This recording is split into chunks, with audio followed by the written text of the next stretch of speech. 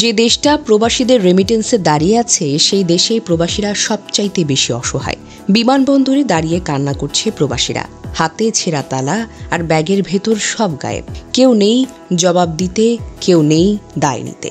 সামাজিক মাধ্যমে ছড়িয়ে পড়া ভিডিওটি বুকে কাটার মতো বিঁধে যায়। তালা হাতে দাঁড়িয়ে আছে এক প্রবাসী, গলাটা শুকিয়ে গেছে আত্মচিৎকার করতে করতে। তার ব্যাগের চেইন ভেঙে ভেতরের সব কিছু চুরি করেছে অসাধু বিমানবন্দর চক্র। শুধু তার একার নয়, আরও থেকে জনের ব্যাগের তালা লাগানো চেইন কেটে সব নিয়ে গেছে। ব্যাগটা একেবারে খালি।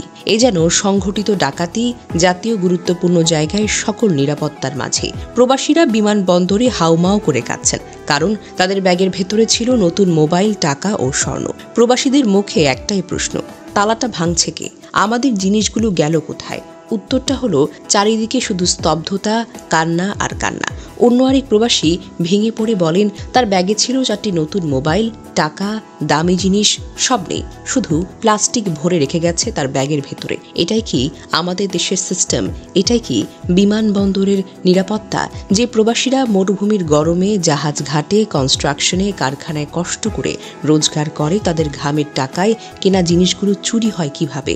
এরা মানুষ নয়, এরা জাতির কলঙ্ক, দেশের মুখ পড়ুয়া চোর। প্রবাসীরা রেমিটেন্স পাঠায়, দেশ চালায়, আর দেশে এসে পায় চুরি, হয়রানি আর অপমান। এই চক্র কারা? সবাই জানে, সবাই দেখছে, কিন্তু ধরতে পারছে না, কারণ উপর পর্যন্ত ভাগ যায় তো, তাই হয়তো। প্রবাসীদের ব্যাগ লুট করার দায়টা নেবে কে? ক্ষতিপূরণ দেবে কে? বিচার করবে কে? কোথায় কর্তৃপক্ষ? প্রবাসীরা শুধু টাকা পাঠানোর এটিএম নয়, ওরা মানুষও বটে। ওদের কান্না দেশের বুকে যেন আগুন ধরিয়ে দেয়। আজকের এই ঘটনা আরেকটি প্রমাণ করে, বাংলাদেশের বিমানবন্দর বিশ্বের সবচেয়ে নিরাপত্তাহীন জায়গাগুলোর ভেতরে একটি। জাতির পক্ষ থেকে আজ ঘৃণা বর্ষিত হোক সেই চক্রের উপর, যারা রেমিটেন্স পাঠানো মানুষগুলোর স্বপ্নকে লুট করে।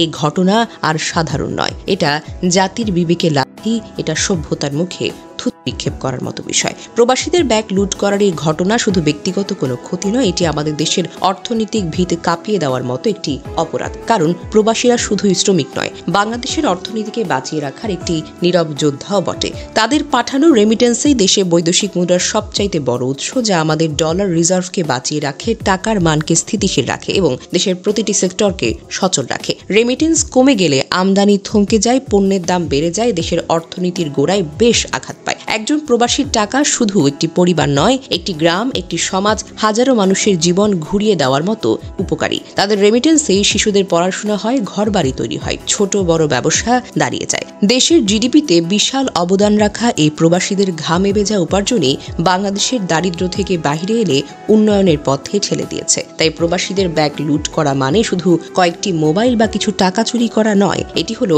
জাতির প্রতি সবচাইতে বড় বিশ্বাসঘাতকতা। যারা রেমিটেন্স পাঠিয়ে দেশের অর্থনীতিকে শ্বাস নিতে সাহায্য করছে, তাদের দেশে ফিরে এমন লাঞ্ছনা, এটা শুধু কোনো অপরাধ হতে পারে না, এটা দেশের প্রতি সরাসরি আঘাত। প্রবাসীদের নিরাপত্তা নিশ্চিত করা মানে দেশের অর্থনীতির ভবিষ্যৎকে সুরক্ষিত করা, কারণ তারা দেশের হৃৎপিণ্ড, আর এই হৃৎপিণ্ডে আঘাত মানে গোটা জাতিকেই দুর্বল করে দেওয়া।